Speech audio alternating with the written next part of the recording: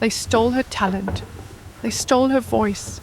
They even tried to steal her future. For years, she worked in silence, designing masterpieces the world loved, but never knowing her name. She was trapped, used, forgotten. But what happens when silence finally breaks? What happens when the girl they ignored becomes the woman the world cannot ignore? This is not just a story of fashion. This is a story of betrayal, survival, and unstoppable destiny. This is Stitches of Silence, Threads of Glory. The sound of a pencil scratching against paper filled the small room. Tessie sat on the floor, her legs folded, her face glowing under a dim bulb. Around her were pieces of fabric, old magazines, and her most prized possession, a thick drawing book. On the front cover, written boldly, Tess Design. Mama? Papa? She called gently. Her parents turned to her. One day, I will become a fashion designer. I will create beautiful clothes for celebrities and also for normal people. Everyone will wear my designs. Her father chuckled softly, tired from driving all day. Tessie, my daughter, dreams are good, but life is hard. Her mother sighed. We will try our best. But deep down, they knew they had nothing to give but hope. At school, Tessie was different. While others played, she designed. While others copied, she created. During a home economics competition, her designs stunned everyone. Flowing gowns, bold African prints, elegant suits. She won first place. Then again, she won another award. Her teacher held her shoulder proudly. You are special, Tessie. Don't stop. But Tessie already knew. This was not just passion. This was her destiny. After secondary school, news spread about a prestigious fashion institute. They were offering scholarships. Condition? Bring your best design. Students arrived with 1 or 2 pieces. Tessie walked in, carrying her entire sketchbook. When the CEO, Lady Meg, opened it, silence. Page after page. Masterpieces. Who made all these? She asked. I did, Ma, Tessie replied, her voice calm but her heart racing. Lady Meg smiled slowly. You have a gift. That day, Tessie got the scholarship. Her parents cried tears of joy. Their daughter was going to succeed. Or so they believed. Months later, a grand fashion show was announced. Tessie sat among the audience, excited. Then the lights came on. Models walked out, wearing her designs, every single piece. Her heart pounded, her breath stopped. That's mine. What? No way, that's my design. You stole my idea. How dare Lady you? Meg This stood is outrageous. proudly as the designer. Tessie felt her world collapse.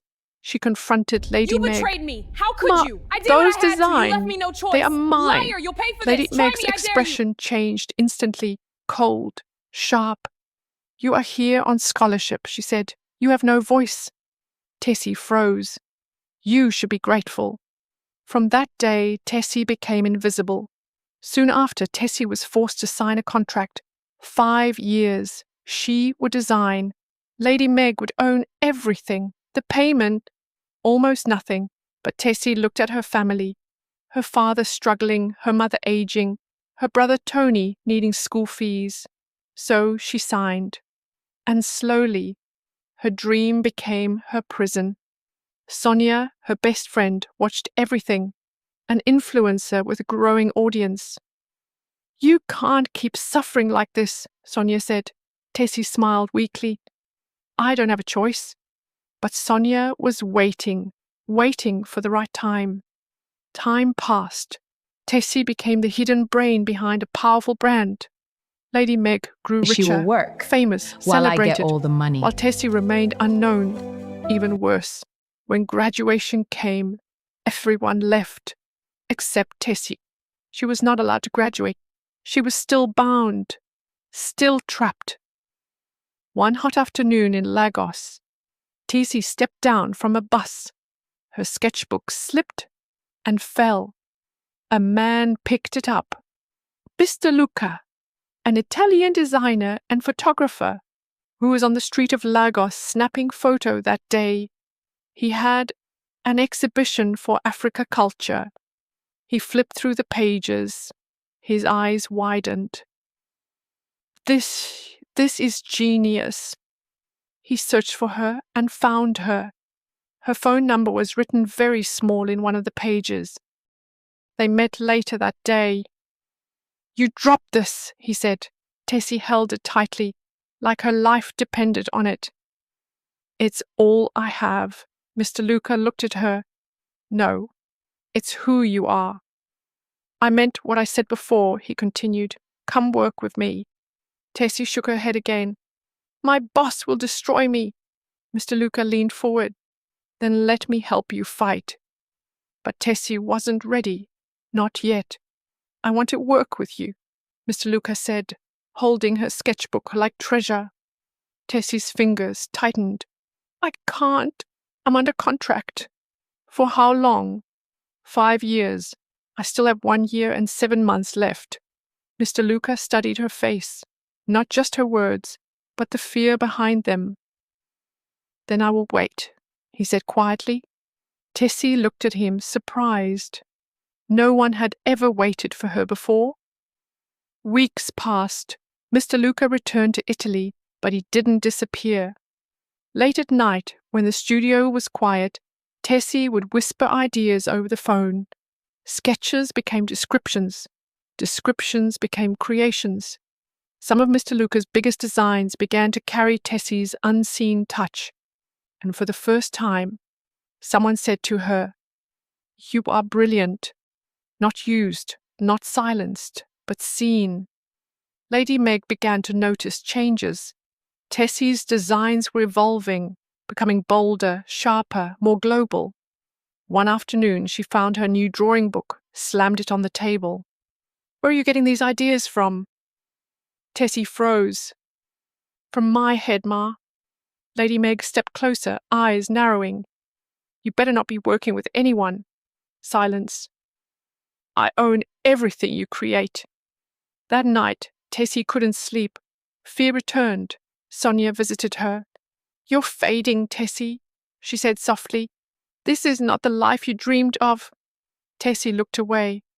I'm surviving. Sonia shook her head. No, you're disappearing. Those words stayed with her. Sonia finally acted. She sent a bold email to Lady Meg. I know everything. If you don't do the right thing, I will expose you. When Lady Meg read it, her hands trembled. She checked Sonia's profile. Thousands, then hundreds of thousands of followers. This was no small threat. For the first time, Lady Meg was afraid. The next morning, Tessie was called in. Lady Meg smiled, but it wasn't warm. I'll start paying you monthly, she said, but you will continue designing for me, quietly. Tessie hesitated. How much? The amount was small, too small for her talent, too small for her suffering, but big enough to feed her family. Let me think about it, she whispered. That evening, Tessie sat with her parents. Her father sighed deeply. My daughter, we cannot lie. We need the help. Her mother held her hand. Endure a little longer. God is watching. Tessie swallowed the pain in her throat. Even at home, she had no escape. The next day she signed again, but this time she will be paid. Again. But this time, something inside her broke. She wasn't just trapped anymore. She was tired. Months later, other students who came to meet her in the school prepared to graduate. Joy filled the school. Families came. Photos were taken. But Tessie was not called. She stood at the back, watching others celebrate. Her name was never mentioned. That was the moment it hit her fully. She had been used, completely. That night she cried, not quietly, not gently, but deeply. Years of pain poured out. I just wanted to be a designer, she whispered. Months turned into a year. Mr. Luca waited. Lady Meg continued profiting. Tessie continued suffering. But something had changed. Now she knew there was a life outside the cage. The contract ended. Tessie stood before Lady Meg. It's over. I want to leave. Lady Meg laughed. You think it's that easy? Fear returned, but this time it met anger. Tessie went to the police. They delayed her, ignored her, sent her back and forth. Lady Meg's influence was everywhere. Then suddenly, Tessie was arrested. Sonia went live. This is Tessie's story. The truth exploded online. People reacted, shared, fought for her. Free Tessie! Lady Meg's empire began to shake. Calls flooded in. Clients pulled away. Students withdrew. Under pressure, she released Tessie. Mr. Luca returned. This time, no waiting. Mr. Luca returned. This time, not to wait, but to take her forward. He handled everything: documents, travel, admission. Tessie arrived in Italy. A new world, a new beginning. Mr. Luca returned. This time, not to wait, but to take her forward. He handled everything: documents, travel, admission. Tessie arrived in Italy. A new world, a new beginning. Mr. Luca didn't just believe in her. He stood beside her. They became partners in business, and later, partners in life. They got married. Together, they created one of the biggest winter fashion shows. Top models, I'm so global proud of audience, this show. stunning designs. Thank you all so much. This time, the world knew the name behind the magic. Tessie. Sonia shared her success online. Nigeria celebrated her. Her parents and brother joined her in Italy. Tears, joy, pride. And Lady Meg, she lost everything because truth cannot stay hidden forever. Moral of the story: your talent is your power. Protect it. Silence may delay justice, but it never stops it. The right people will recognize your worth. Never give up. Your time will come.